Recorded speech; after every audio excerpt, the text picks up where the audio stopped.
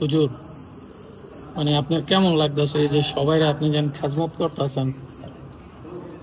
উদ্দেশ্য হচ্ছে যে যাতে বাকি এখন তো 2টা বেজে 53 মিনিট বাজতেছে, প্রায় 3টা। প্রায় 3টা। তো বাকি 2-2.5 ঘন্টার জন্য আমরা উদ্যমতার সাথে এবং আগ্রহের সাথে বাকি সময়টা ইবাদত করতে পারি, এটাই মূল উদ্দেশ্য। আর মুসল্লিদের খেদমত করার উদ্দেশ্য। এটা আল্লাহ পাক আমাদের নাজাতের জড়িয়ে বানিয়ে দেবে।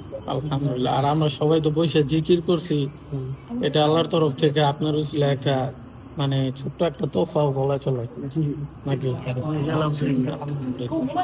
যাক, আমাদের সবার জন্য একটু দোয়া করবেন। আপনার খাস মানে অন্তরস্থল থেকে আমাদের জন্য একটু দোয়া করবেন।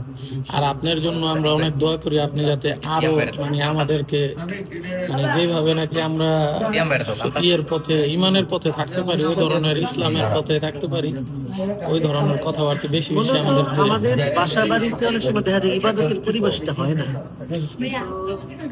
আমি আগে করতাম এভাবে মসজিদে, বা আমরা যখন ছোট ছিলাম তখন দেখতাম ইমাম সাহেব এইভাবে যুবকদেরকে নিয়ে মুসল্লিদেরকে নিয়ে সারা রাত্রে জিকির আজকারে কাটাই দিত।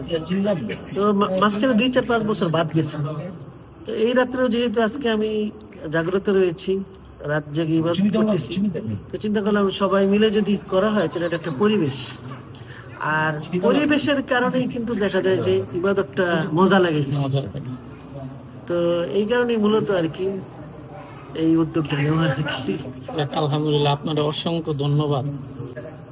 আসসালামু আলাইকুম। ওয়ালাইকুম আসসালাম।